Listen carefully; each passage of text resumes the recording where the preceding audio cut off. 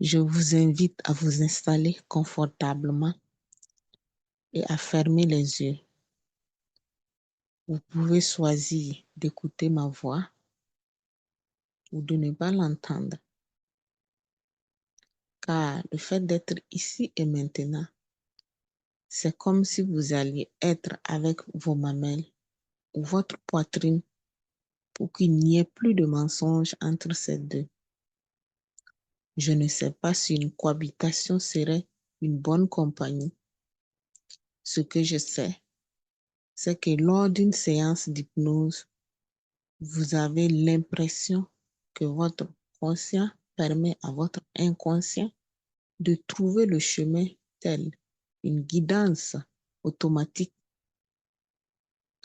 en se glissant avec fluidité, légèreté, tout doucement à l'intérieur de vous, aussi profondément que vous le souhaitez, à travers les histoires que je vais vous raconter pour aller chercher les messages cachés afin de faire les réglages nécessaires dont il a besoin pour que vous vous acceptiez tel que vous êtes.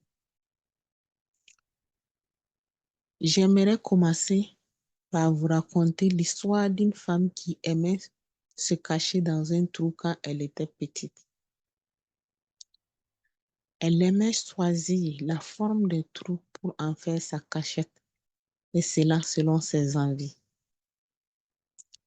Savoir que toute sa famille se mettait à sa recherche lui faisait se sentir aimée. Et pour elle, ce sont les seuls moments où elle arrivait à attirer l'attention de ses parents, de ses frères, de ses sœurs, de tous les membres de la famille, ainsi que les proches, et pour se sentir vivre. À chaque fois qu'elle voulait avoir de l'attention sur elle, elle fuguait pour que sa famille se souvienne d'elle. Comme elle regardait beaucoup les films policiers, elle arrivait à mettre en place des scénarios aussi dorés que ces trous de cachette. Pour sa famille, se souvenir d'elle, c'est qu'elle est en train de fuguer.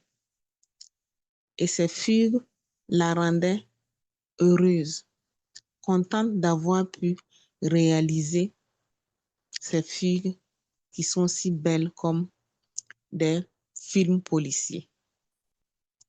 Un jour, elle dit quitter sa famille pour aller vivre ses études dans une ville à 300 kilomètres de là où elle était née, de là où elle a poussé son premier cri. Elle se voyait si petite, sans sa famille, qu'elle commença et passa tout son temps à faire de petites choses pour ne pas attirer l'attention des inconnus sur elle, de peur de ne pas être à la hauteur de ses scénarios pour embarquer son entourage. Par la force des choses, elle s'était construite une vie bien rangée, loin des regards, ce qui la convenait bien à elle, car elle était en sécurité comme quand elle était dans ses trous de cachette. Et elle aimait bien cette sécurité. Et cela a renforcé son idée selon laquelle il fallait se cacher et s'exprimer le moins possible, car de toutes les façons, ce qu'elle pense ne comptait pas ou comptait peu. Alors, pourquoi être ici pour rêver grand ou rêver grand pour être ici? Cela n'avait pas d'importance pour elle. Elle repensait souvent à ses jeux. À l'époque, ses parents disaient qu'elle exagérait car elle avait tout ce dont elle avait besoin et ils faisaient de leur mieux pour la satisfaire, ses frères et ses sœurs. Elle s'était dit que ce qu'elle pensait n'a jamais compté et préfère les garder pour elle. Elle décida d'écrire une lettre à cette partie d'elle qui était restée impuissante à ses émotions enfuies, cette tristesse qui l'avait rongée profondément. Elle se disait qu'avec le temps, elle aura la compréhension du bonheur sans regretter et être jugée et s'accepter telle qu'elle est avec ses imperfections.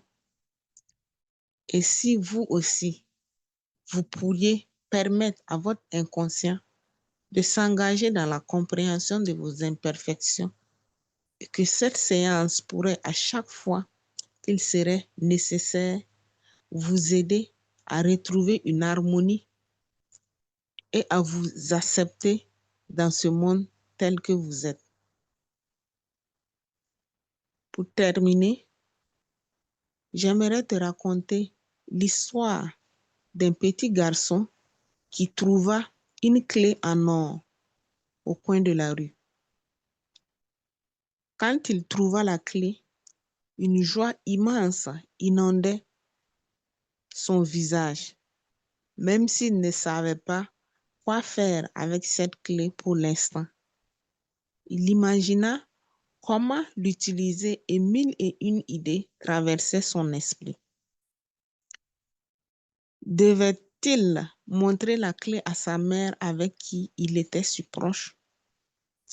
Il était perplexe. Et si sa mère ne croyait pas qu'il l'avait ramassé au coin de la rue? Je ne sais pas quoi en faire, disait-il, même si je sais que c'est précieux.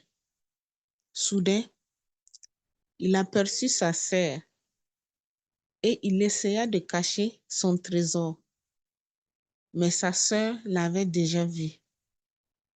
Elle s'écria, une clé en or, à qui appartient-elle? Où l'as-tu trouvée? Connais-tu la porte qu'elle ouvrira? Non, répond le petit garçon. Je pense qu'ensemble, nous allons trouver, grande sœur. Alors, allons à la recherche de cette porte pour l'ouvrir, disait la grande sœur. Il se mit en route en arpentant les ruelles du village à la recherche de la porte en demandant leur chemin. Ils firent le tour du village sans succès. La clé en or en main, mais la porte à ouvrir n'y était pas. Le plus important était de trouver la porte à ouvrir. Ils continuaient leur chemin vers le village voisin. À mi-chemin, ils aperçurent une colline au loin et décidèrent d'aller voir de près. Et cela leur permettrait également de se détendre et de ne ni penser à cette porte, ni à la clé pour l'instant. Une fois au pied de la colline, ils apercevaient une maison qui les poussa à monter. La ruelle pour aller en haut de la colline était parsemée de pierres, de gros cailloux, rendant l'avancée difficile. Et pourtant, le petit garçon pouvait compter sur sa grande sœur qui l'aidera à avancer en lui tenant la main avec les mots d'encouragement, avec douceur et amour. Et la montée se fut avec une facilité incroyable, comme s'il connaissait le chemin depuis toujours. La maison vue de l'extérieur était très belle et il s'imaginait l'intérieur. Elle avait plusieurs portes d'entrée. Il trouvait cela génial, car en plus d'être dans un bel endroit, ils avaient l'occasion d'utiliser leurs clés en or pour plusieurs portes. Avec la main qui tremble, Le petit garçon tendit la clé à sa sœur. Grande sœur, à toi l'honneur, dit le petit garçon. La première porte ne s'ouvrit pas. Puis, la deuxième, la troisième, la quatrième. Il ne restait que 3 portes à ouvrir. Le petit garçon tenta sa chance avec l'avant-dernière porte qui s'ouvrit. Et ses yeux commencèrent à briller et ils découvrirent ensemble la maison des possibilités. Une maison mieux que dans leurs rêves.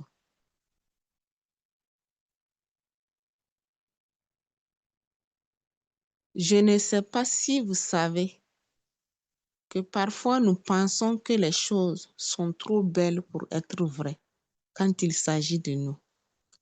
Ce que je sais, c'est que parfois nous devons voir les choses différemment et accepter d'accueillir ce que la vie nous offre et la remercier. À partir de maintenant, vous allez pouvoir vous autoriser à remercier la vie et accepter qui vous êtes.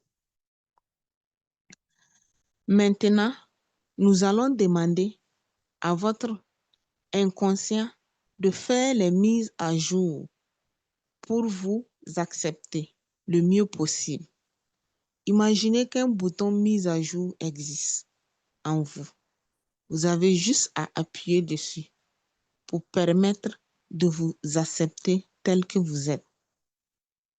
Votre inconscient a carte blanche pour faire tout ce dont il a besoin et tout ce qui est bien pour vous. Imaginez d'ici quelques jours, heureux ou heureuse, de constater que cette séance vous a apporté beaucoup de bénéfices durables.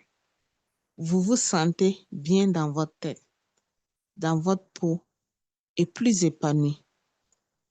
D'ici quelques instants, la séance va se terminer et votre inconscient va continuer à agir en douceur.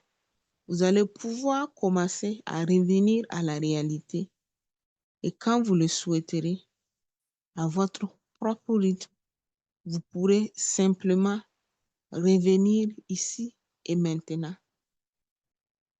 Vous pouvez rouvrir les yeux.